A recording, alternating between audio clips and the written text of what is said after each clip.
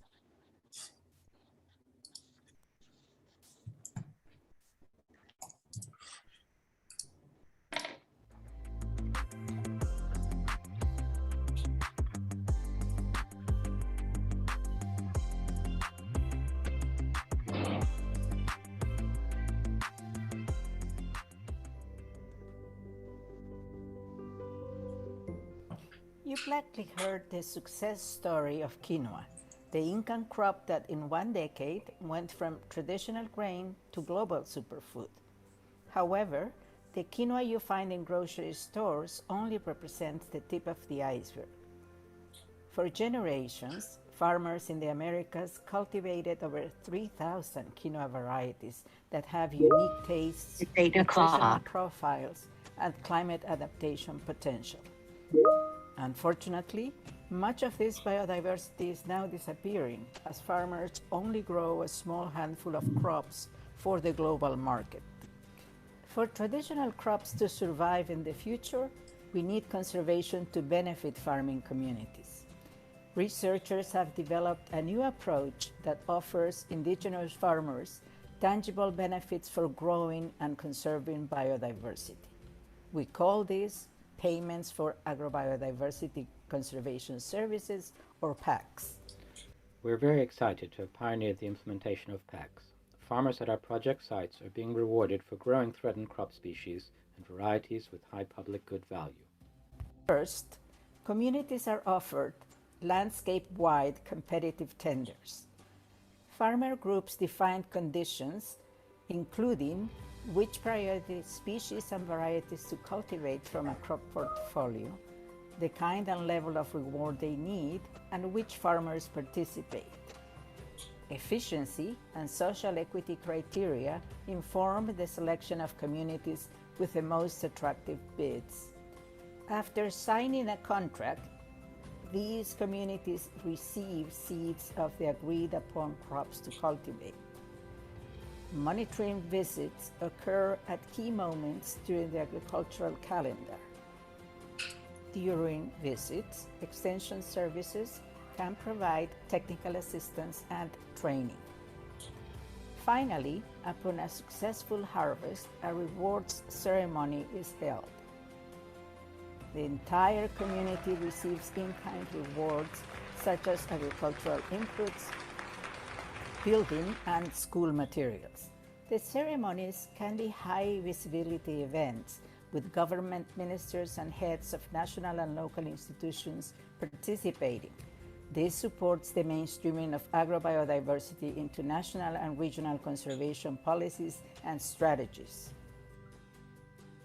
8 years on, we've assessed the PACS approach and found it to be highly efficient and equitable. Rewards such as building materials and agricultural inputs have benefited the communities as well as the rescued seeds. Participating farmers have expressed satisfaction with the performance of threatened varieties, with many saying that as long as they had access to seeds, they would continue to cultivate them, even without further rewards. The approach has many applications, with connections to Genebanks and even the private sector. One Peruvian startup company collaborated with PACS farmers to produce premium quinoa milk using a rare type of quinoa, which is now no longer at risk. Government support of PACS has provided a critical boost. The Peruvian Ministry of the Environment has expanded small-scale approaches to grow diverse potatoes, quinoa, and maize in 130 communities, working with local leaders, municipal governments, civil society, extension agents, and universities. Progress is being made to formalize PACS in government policy. To sum up, PACS have high potential for socially inclusive, low-cost agrobiodiversity conservation. Entire communities and local governments can join in these schemes to revive and conserve diverse traditional crops. However, they require widespread support to flourish at their full potential.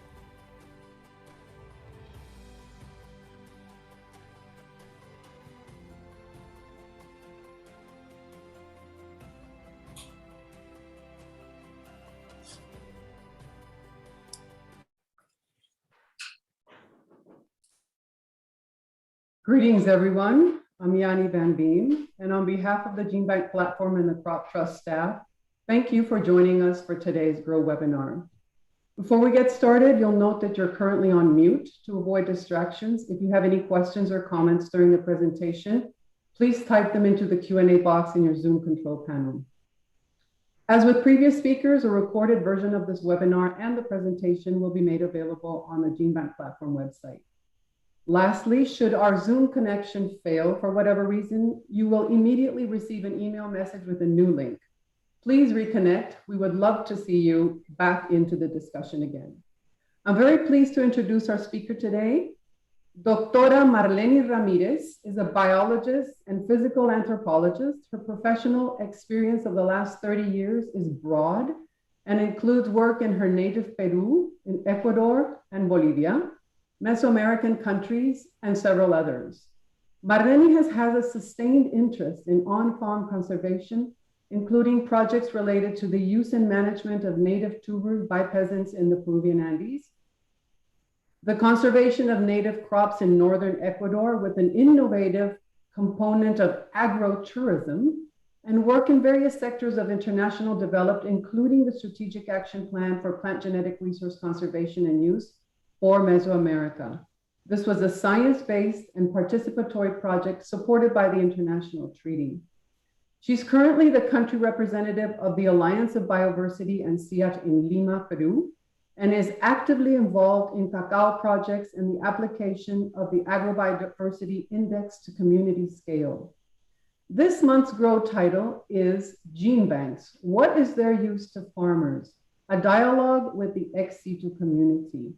Welcome, Marleni. The floor is yours.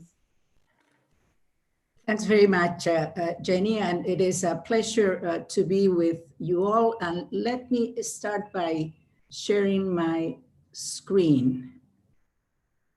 Okay, here it is.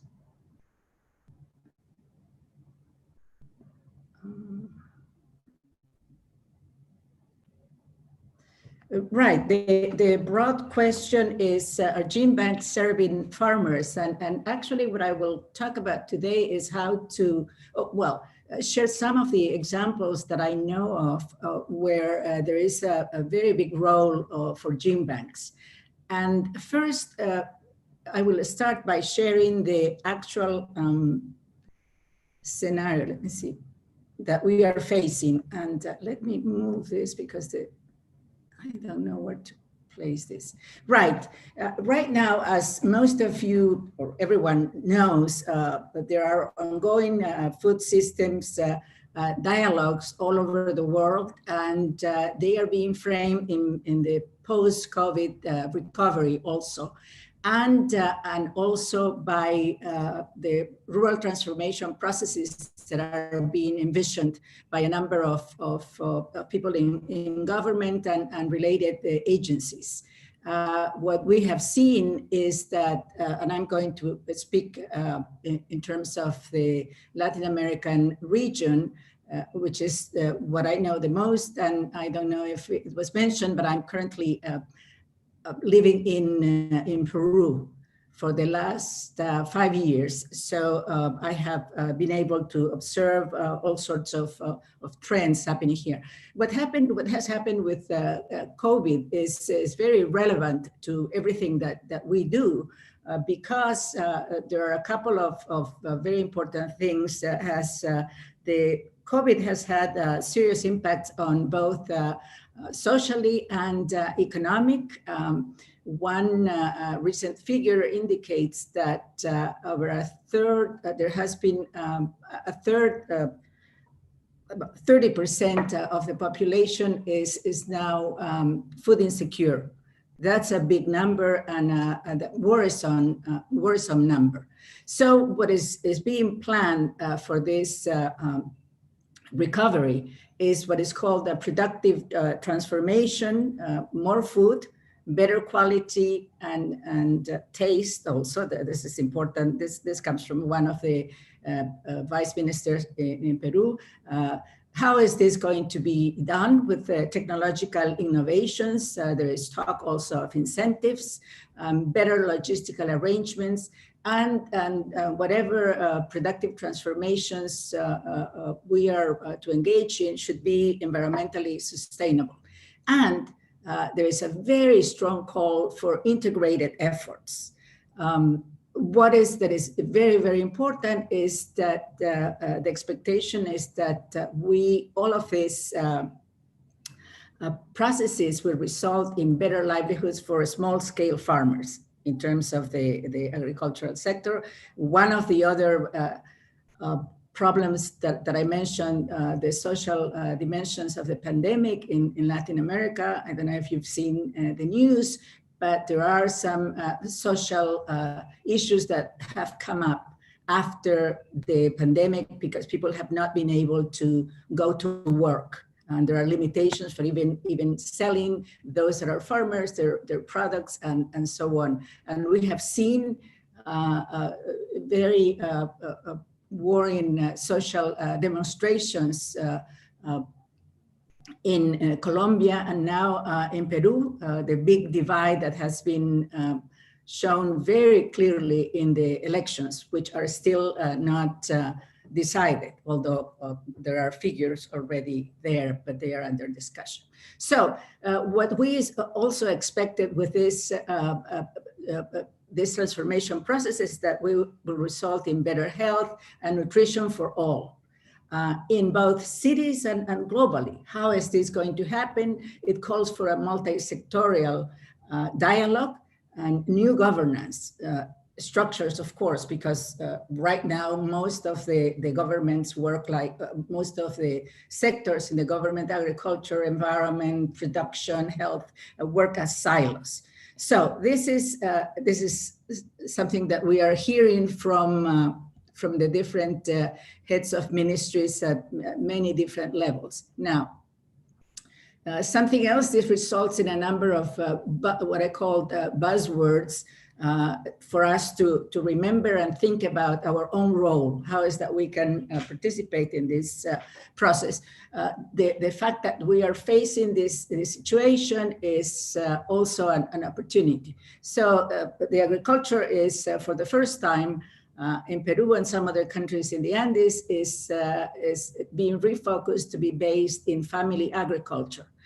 It's a recovery that is, purpose is to be inclusive of farmers, women, youth, requires a redesign of the food system and demands sustainable responses that will permit that we develop a system that is more resilient.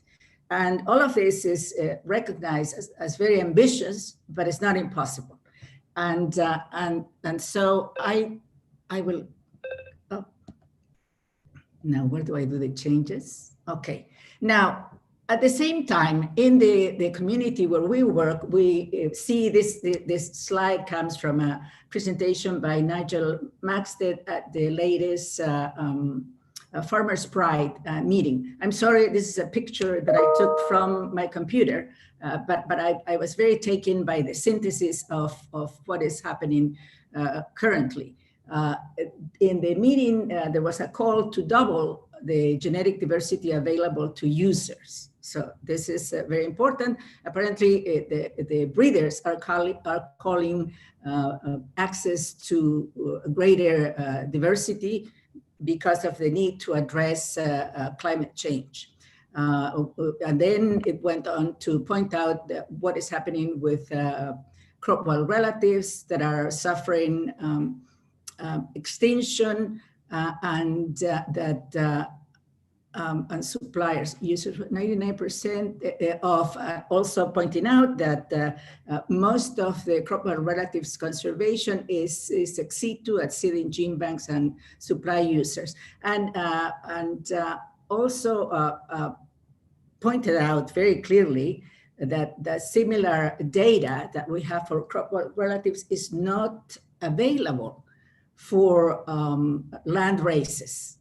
And this is very concerning. Well, anyway, this is, to me, was a very important statement. And let me see how I thought I'm changing. Now, let me go back to the examples that I'm going to present to you.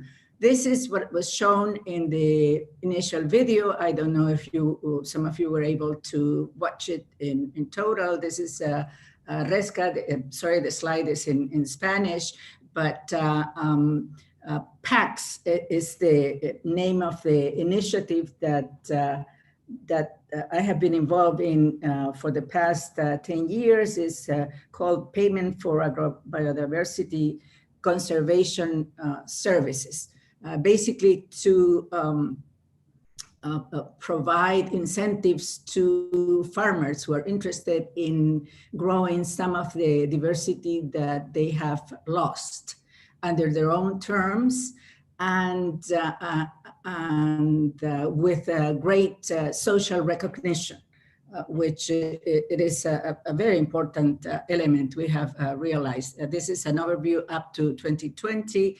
This year, there are many more because of what it says, indicates in the video.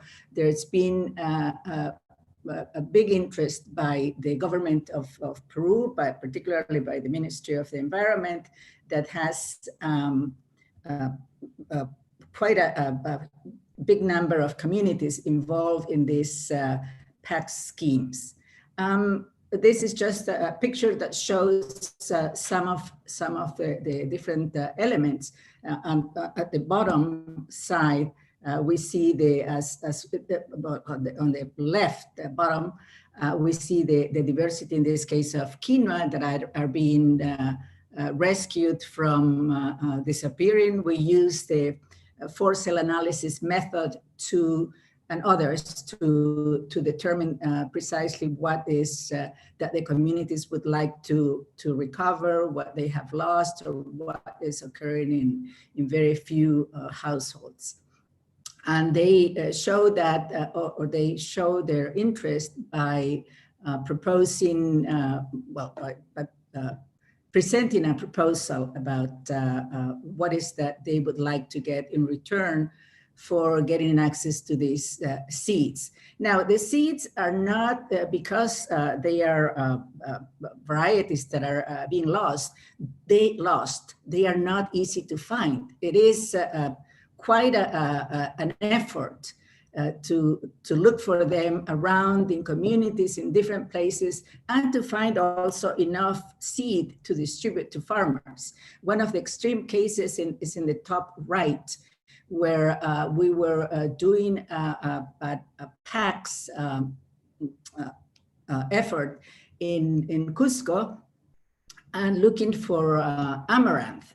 It turns out that the colored amaranth has disappeared. We went around looking for the colored amaranth. We could not find it anywhere, and there was only the amaranth that is being grown is white from a couple, 2 or 3 improved varieties. So we went back to this Genebanks collection at the University of Cusco. And here is the curator, and you see the different plastic containers where he keeps part of the collection, but in his hands, you see a cutout bottle of soft drink that is used also to store the seeds. Fortunately, we were able to get the seeds that we require to do that campaign in Kiwicha. This was done by only during one season and has continued. Well, anyway, we are also doing some monitoring of all those efforts to see for how long farmers keep growing the seeds, although some of them, and we have done this for quinoa, continue to grow them, but we are documenting this after 5 years, that number really goes far down. So this is going to help us to collect information about when to do repeat interventions to make sure that the recovery seeds are kept at a level that they should. But this level at which it should is also a question mark. This is a diagram of the Research for Development platform of PACS. Is quite complex. It has quite a number of different elements, but you see under prioritization, which is on the left-hand side, there is a sign where we have on occasion, and when the data is available, utilize the ex situ data to really find out which are the which of the accessions, in this case at the Genebanks, are most in need of being entered into this program. And what else? Portfolio and triage. This is and there is also here that is not it's not included, but is as a source of germplasm. The local Genebanks have been important, but they themselves are struggling terribly. It's just amazing how they are able to sort of refresh their collections every year, or part of their collections. Okay, so this is the platform that I wanted to show to you, and then there are a number. I have to change this. There are a number of pending issues in terms of PACS. PACS has been very successful in terms of the appeal to farmers, in terms of the appeal to government officers at very different levels. It is a very attractive notion, and as I shown in the first slide, is something that in Latin America we have tried in several countries, Guatemala, as we said, Ecuador, and Peru, and Bolivia. And it seems that in Peru it has taken off. And it is very important to note that it is because from the very start, the ministry and local officials were very involved. In the other countries, we have worked with NGOs or second-degree community organizations, and it has not been taken up as it has been in Peru, although the situations faced in the countries are also slightly different. Okay, let me see. Then what is left for us to do? And in the issue of prioritization, we need to find enough rare seeds for multiplication and distribution to bedding farmers. We also need to support farmer managers of diversity in establishing links with other key actors. Genebanks establish initiatives with other similar undertakings. And it is very important that we explore networking. I have been because I was able to attend some of the presentation and the Farmers' Pride, I was really blown away to see all the effort that is happening, all the examples in Europe. And I think that overall, we need to continue to draw attention to the role of small-scale farmers in conservation, generation, and value adding to crop genetic diversity. This is something that I think, that we, I think, because there is quite a number of people that are involved in this, agree, and it comes from a recent paper by Michael Halewood. And, okay. I'm still not able to, there. Now, the second example that I want to show you is an action plan that we developed with the support from the international treaty to strengthen the conservation of use of plant genetic resources in Mesoamerica with considering the topic of climate change as a background. Now, this plan is still valid. There are still a few more years to go because it was a 10-year plan. Here I'm just revising. I don't know why is that. Yeah, what is the SAPM? Well, it's a roadmap. Some of you are familiar with it, I think. It's focused on 10 Mesoamerican crops, which are important for local and global food security. And it was developed through a systematic analysis of information and I think very importantly, a broad consultation with regional stakeholders that included, of course, farmers, but also many of the other stakeholders, from national governments to NGOs, to the academics and so on.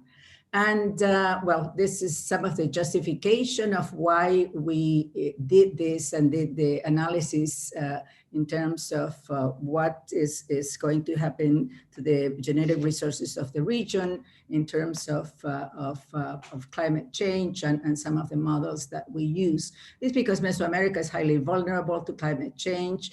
And also we were interested in doing this because we saw that all countries in this region, the six countries that were involved are part of the international treaty. So they are primed to really exchange materials should they wish so. And well, anyway, that was the expectation.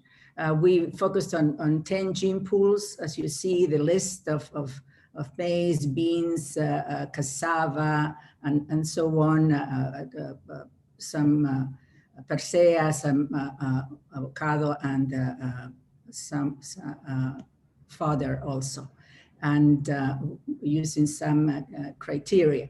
We did the usual, the climate projections for, this is for crop boil relatives up to 2050, then determine the priority areas for in situ conservation of crop species, all of this using secondary data from Genebanks, most of them from the Genebanks. This is an overlap of both crop and crop boil relative diversity, and also presence of linguistic groups to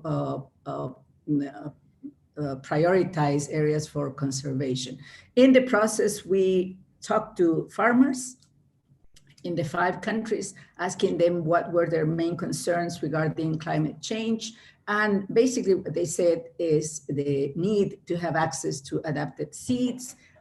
They would very much like to have information about the weather to schedule planting and cultural activities.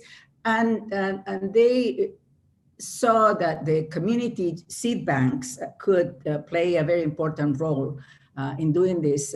Something that I should mention is that in Central America, there have been and are still quite a number of community seed banks serving farmers. And they also would like to see a local seed production and also access to to extension. That's always is not different from what you find actually in general terms in other countries. This was, as I mentioned, a highly participatory process. So the strength of the findings and plans are supported by a wide consultation in 3 countries of the region. Unfortunately, we did not have plans to raise the funds to be able to implement the project. So, or the findings and recommendations of the action plan. There were about 84.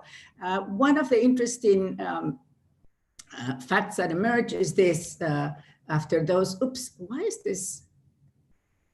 After the implementation, so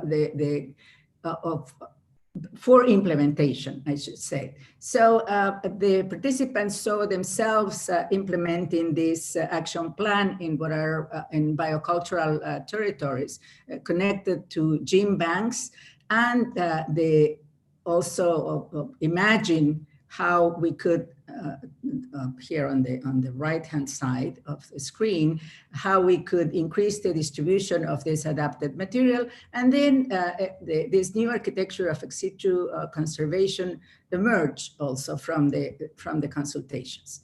And here it is, and you see that the community seed banks, the green, were very important in terms of this region, and they were all interconnected. This was really exciting to see, and it is a wish that still remains to be realized. Okay, having said that, Marleni, if we could go back to the previous slide, there are actually 2 comments that would tie in very nicely with your previous diagram.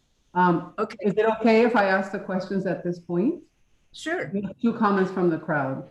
The first one is from Tariku from Ethiopian Bioversity Institute. And the question is, in what ways can we collaborate to design a robust biodiversity conservation strategy?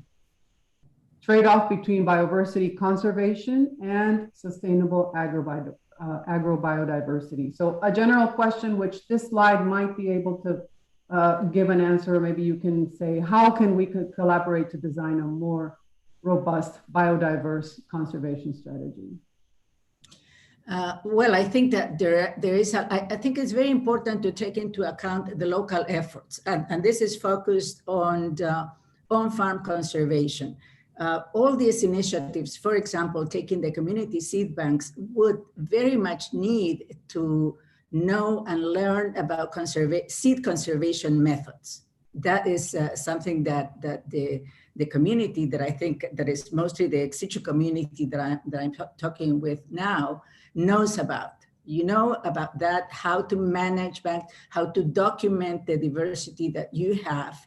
And so basically at that level, I think it is, there are a number of skills and knowledge that are within the ex situ community that need to be somehow communicated to the community Genebanks. And all of this is going to happen through collaborations. And because of what I shown in the first 2 slides, I think that the moment is right to do that.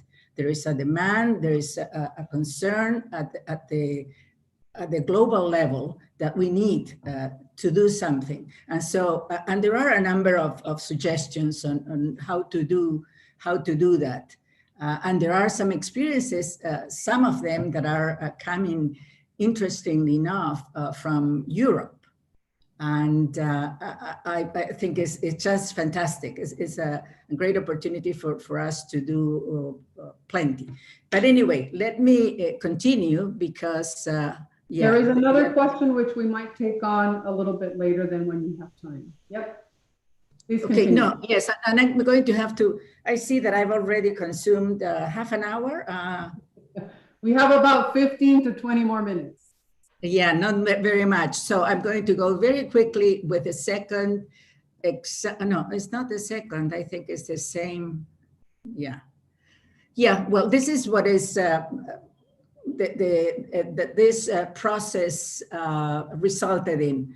sustainable biocultural territories integrated in existing conservation systems, again, linking existing protected area systems as part of biocultural territories with the farmers growing crops.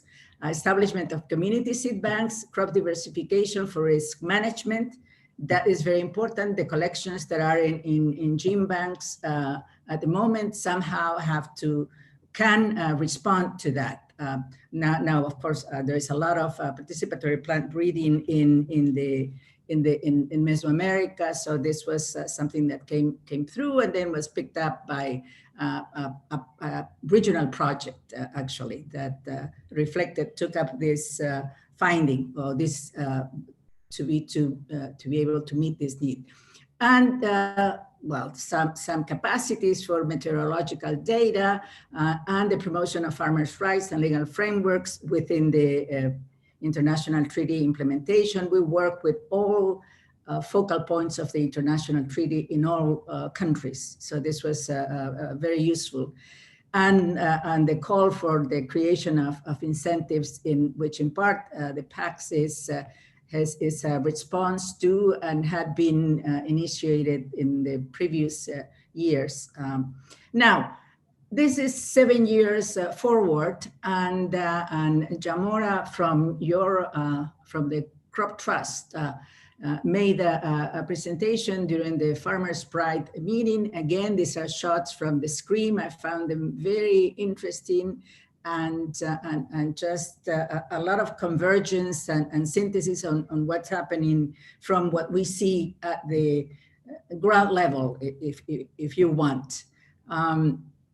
Of course, revision of what's in situ and ex situ. And what is the most interesting to me is that the call that we need to get better at working hand in hand and help stakeholders from all sides to understand that they are not substitutes, that all this conservation is part of a continuum, and that we all will win if we work hand in hand. But we have to think creatively with that. Now, she also pointed out, and I like this because it's not just myself that is saying this, that this is what we know already, that there is a funding gap for in situ conservation, only partially conserved ex situ.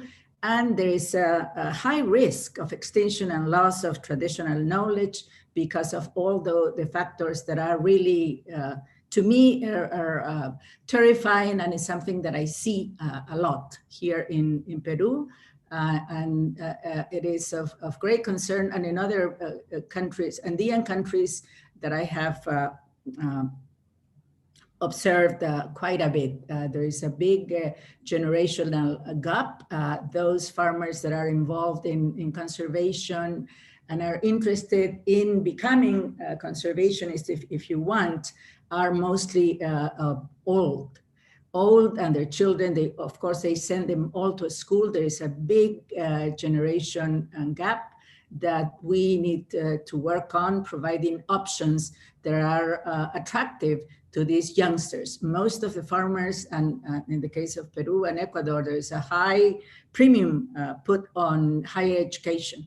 Everybody goes to universities, they make sacrifices, but then what are the options for employment? So anyway, this is something that to keep in mind, that is a very serious situation. And we think that these programs of incentives, of recognition, of social recognition of what farmers do are going to be very important in increasing precisely the conditions to have people in farms.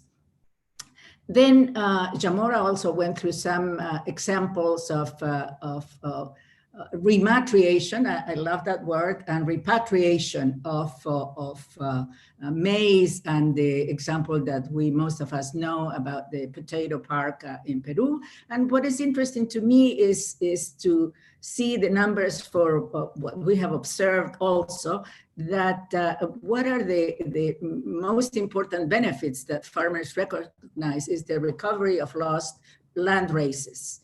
And this here again is something that the Genebanks, who have well-documented collections, can be involved in as providers of this diversity, but also as helping with the multiplication, because the Genebanks are not prepared per se in having the amount of seed that farmers need, but they can work with others so that the multiplication is done appropriately, and then that you keep track of what happens once these seeds are reintroduced.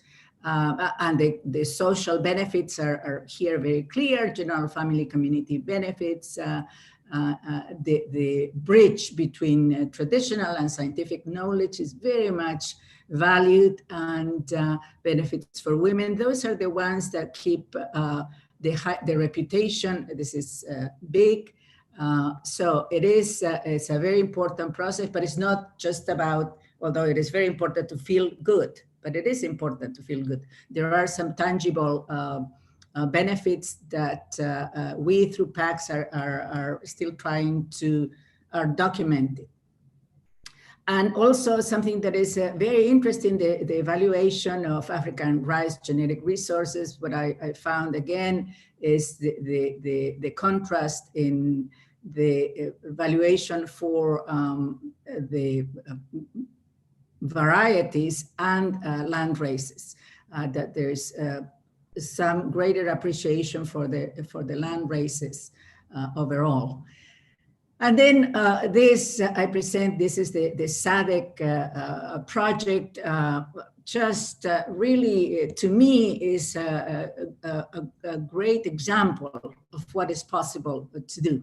Again, I have not looked at this in detail. I knew about the work of Asian and a number of other scientists, but not to this extent. So there is much to learn from this, and I think that is a question of putting our heads together. What can be built on this, and what can be utilized as a true lesson learned, and move it to other continents.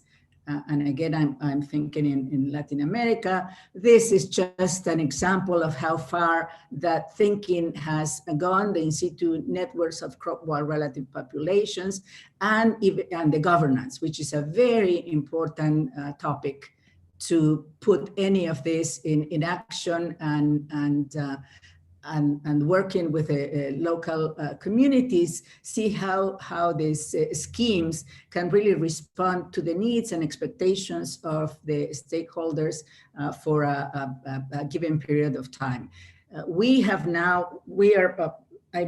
Myself and Adam Drucker from Bioversity are involved in Jeff Agrobiodiversity. Jeff sponsored a project with the Ministry of the Environment here in Peru.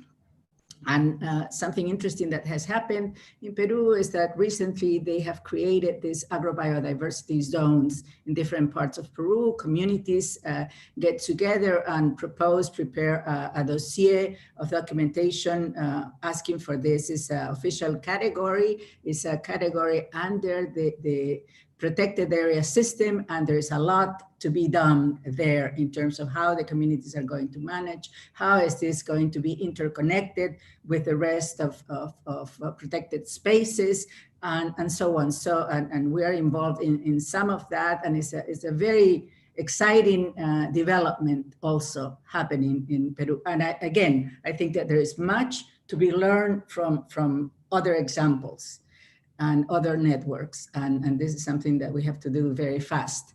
So I also found a number of collaborations that maybe this will provide some responses to the first person that asked questions. So again, what is important is to ensure that communities have seed at hand that is locally adapted through targeted multiplication. We mentioned that there are some technical needs there.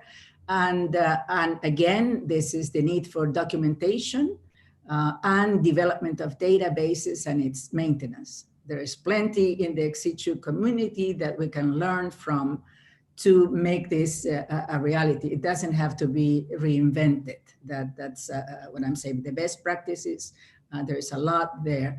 And then the identification of lost varieties of high value and conserve most threatened or endangered species and varieties. There are a combination of methods that can be used for that. As I mentioned earlier, when you have good data and even characterization data, you can use that from Genebanks. As we know, in many of the national Genebanks, that's somewhat limited.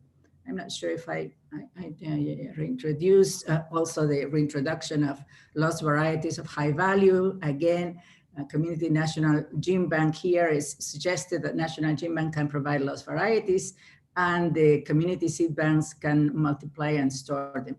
Where there are community seed banks, this is possible, but as I pointed out, the knowledge is not necessarily there.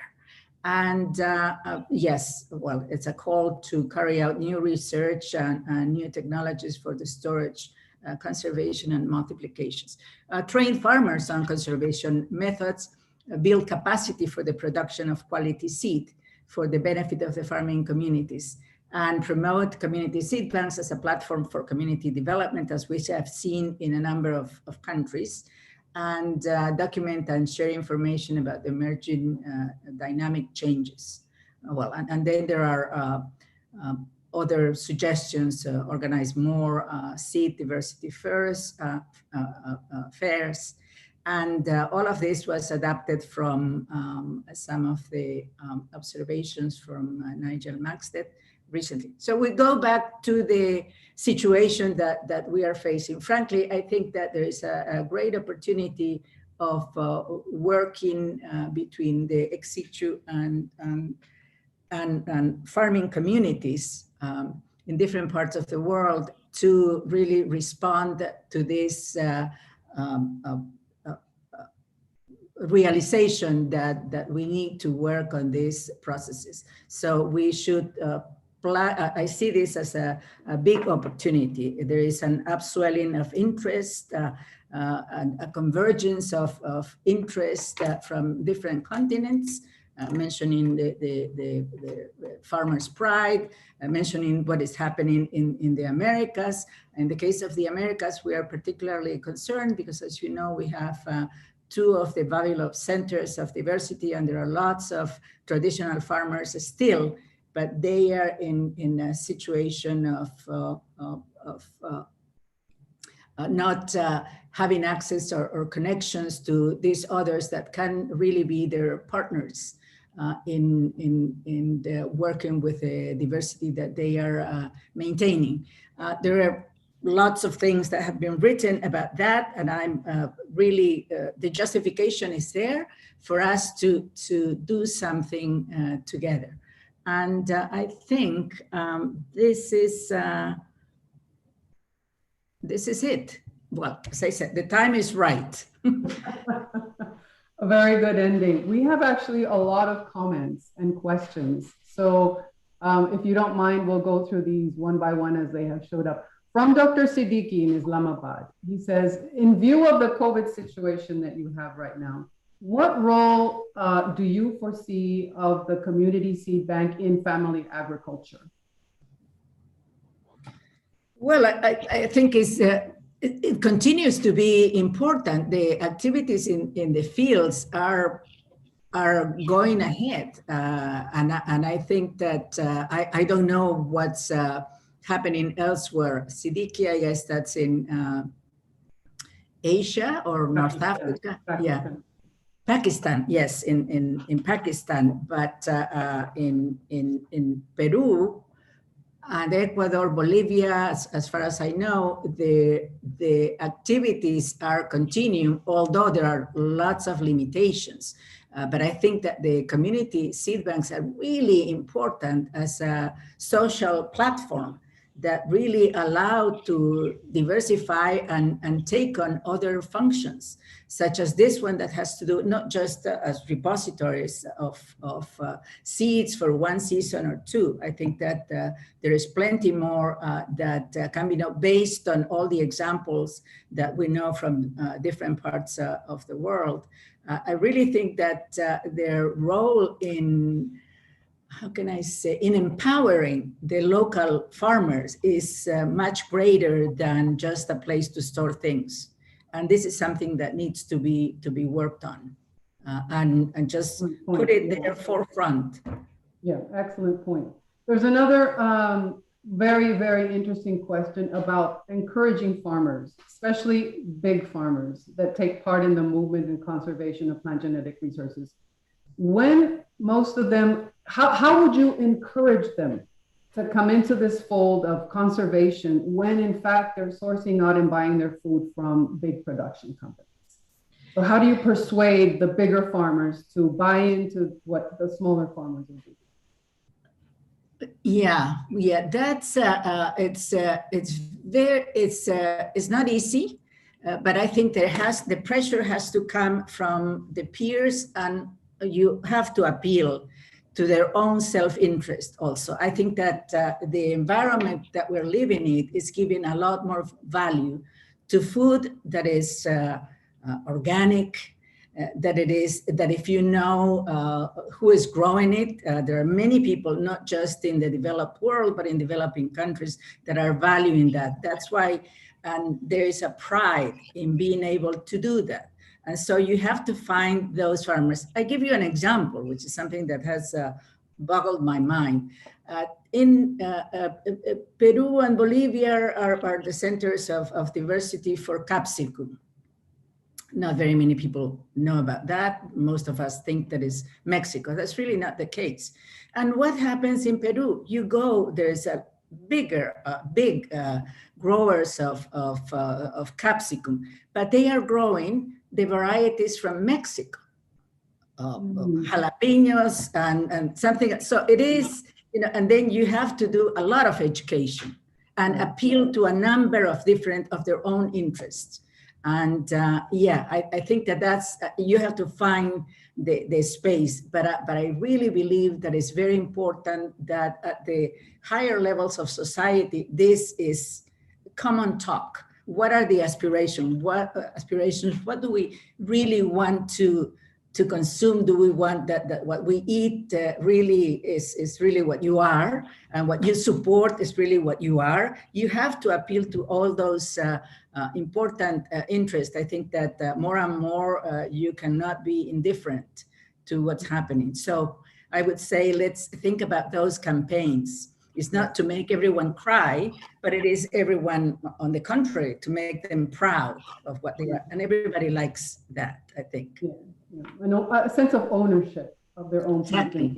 Like the empowerment is a sense of ownership. Is the same. I stand for this, and I'm proud of it, and so on. And I'm a good person. Yeah. Something like that, yeah. Related to that, we have a question about small farmers. Do you know specifically of successful incentives that you can share that have worked with small farmers in them conserving their genetic resources? What very successful incentives do you know about for small farmers that have worked in your mind? Yes, I think that the one that that we know the most is this of PACs that I mentioned, where farmers have continued to grow the varieties that they themselves selected. They did their fossil analysis, and then they said there are these varieties that are disappearing, that I haven't seen them in a long time, and I would like to bid for this one. I'm going to dedicate this space of land, 50 square meters even, to grow this variety. And because I like it, but also because there are opportunities in the market, and I will keep it. And I would like to have more other varieties that as you know, farmers really are very curious about other materials, not just their own.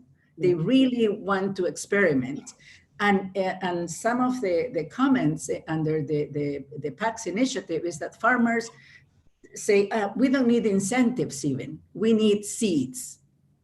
if you provide us more of the seeds, we will be willing to continue growing. But we have, yes, absolutely. But we have also found out that for us, as looking at the conservation at the landscape level, there is a number that there will need for some re-incentives or something to remotivate or motivate again farmers to continue growing, because eventually that goes down. If you do an intervention and go back 5 years later, you have a good percentage of the farmers that have kept those varieties without further incentives.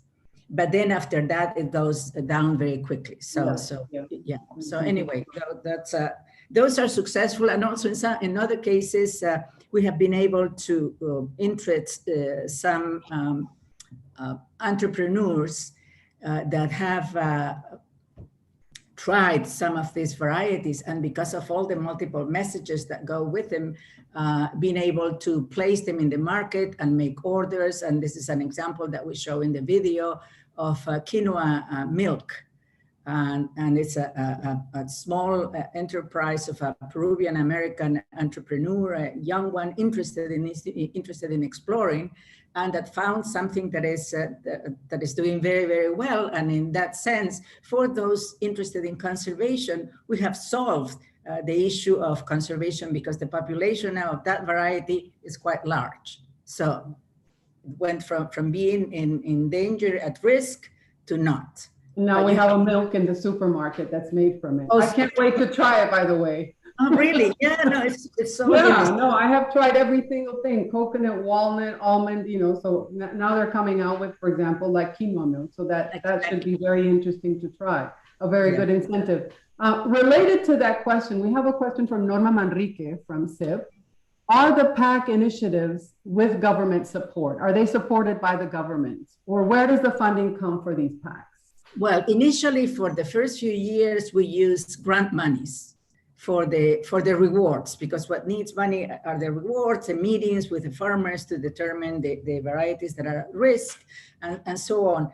And the governments have been able to provide some funds, definitely. And now, in the case of Peru, as I indicated, is where this idea has taken the most. The government is trying to create a national program so that that will support to get the allocation from the Ministry of Finance, so that this is a national program. And for that, we need to provide some estimates of cost. We have some back of the envelope costs to now, but we have accumulated information to make that possible. And another avenue that has been explored also by the same ministry is to see if agrobiodiversity can be considered or recognized as ecosystem service.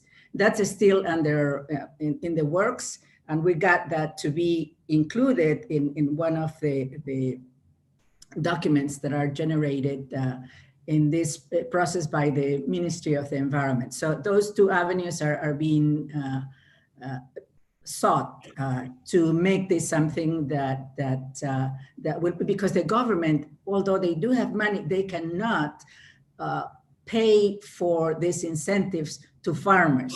The law does not allow that at the moment. So we'll see what happens if that law can be changed, or if we can explore these two other avenues. So one of the tasks that we have towards the end of this year is to present a coherent plan to the Ministry of Finance or Treasury of Peru. That's a commitment to see if they, no, yeah. So there's a lot of, and also there's a lot of interest in the local governments. We have accompanied some of the local governments where we had interventions with developing projects with public monies to do these interventions, PACs. They are public investment projects are called. Mm-hmm. So that too. So it's, yeah.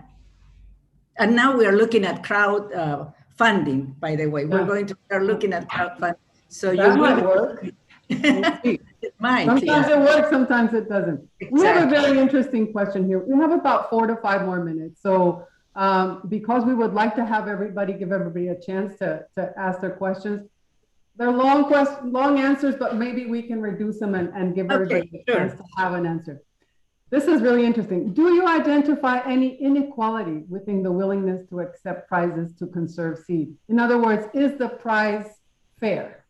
The prizes that are given to people, the funds that are given to people, do you consider those to be fair? And are there inequalities in the way that they're distributed?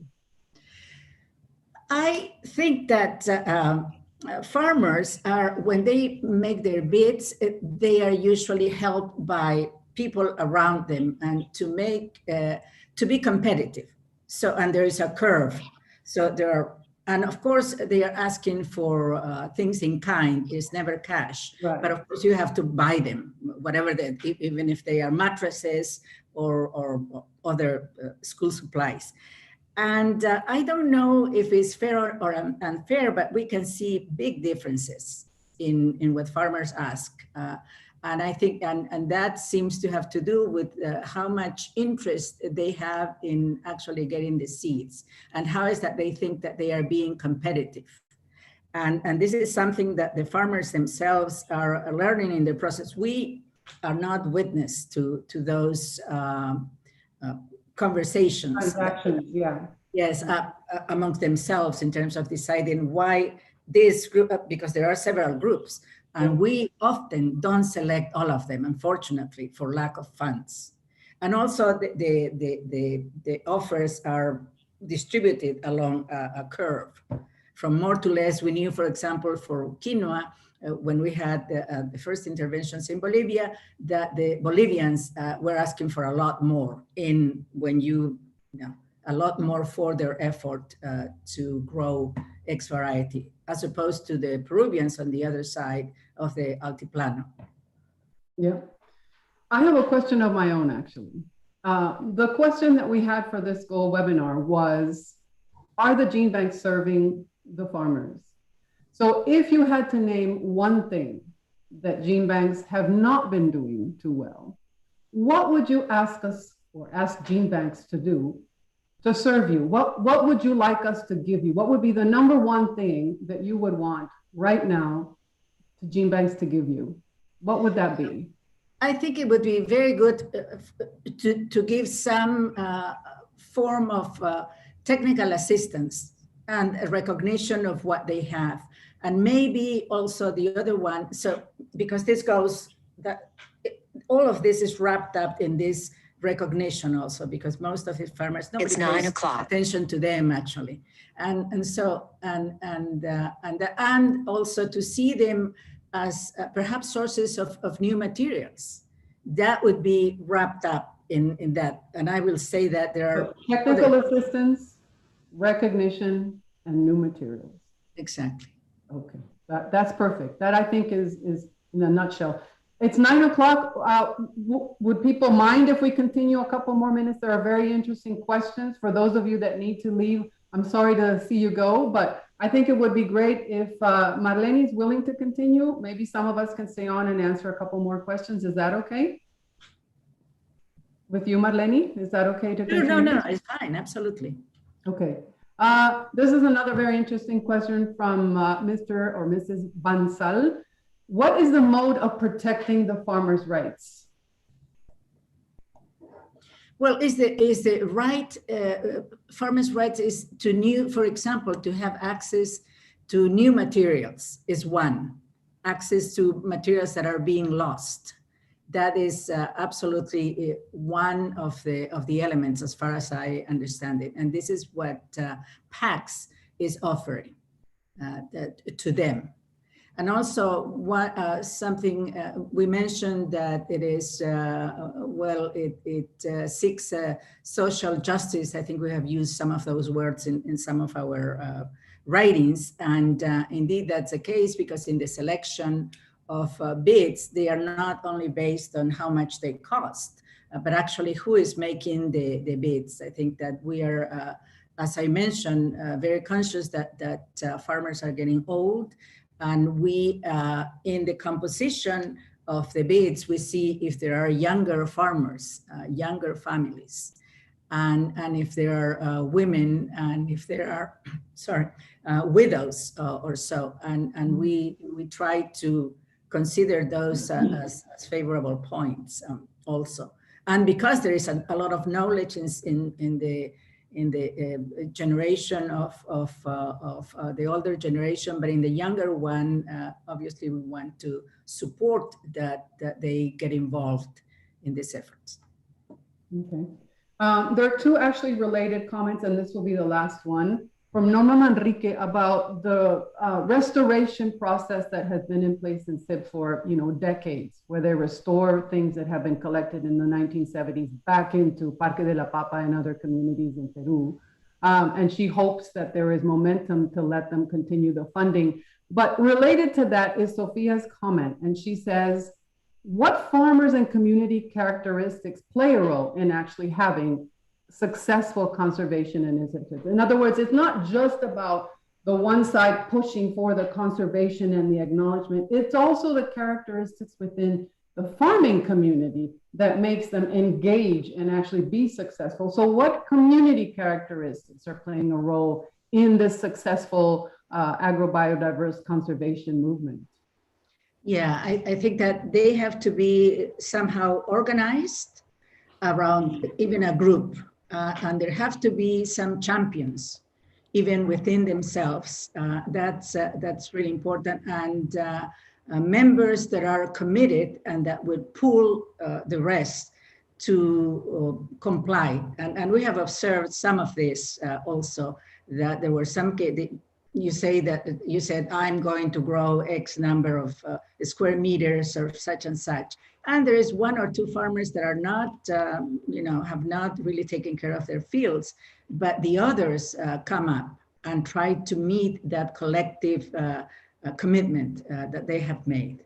So peer organization, respect for the others, some leadership that is distributed, not just one leader is what I would say. From what we have seen, it's not just one person, but rather a collective. And this is, of course, very important in the Andes and in places such as Guatemala, the highlands, where we have also worked and observed this. So I would say those are, yes, absolutely. And not every community or every group will be successful. That's yeah. No. That's a given, yeah. Yeah, it is. With that, we would like to thank you very much, Marleni, for a very interesting presentation. We love the answers. We also love the questions. That's what we're here about. Thanks for taking the time to be with us. To all of you, the people in Crop Trust, Faye and Linus, thank you for supporting us. Luigi for monitoring everything. We're glad to have you and hope to have you again next month. We have Dr. Amber Schultz talking about digital sequence information. And the question is, a looming disaster or a hidden opportunity for positive change? So we hope to see you next month in August. And until then, please stay safe.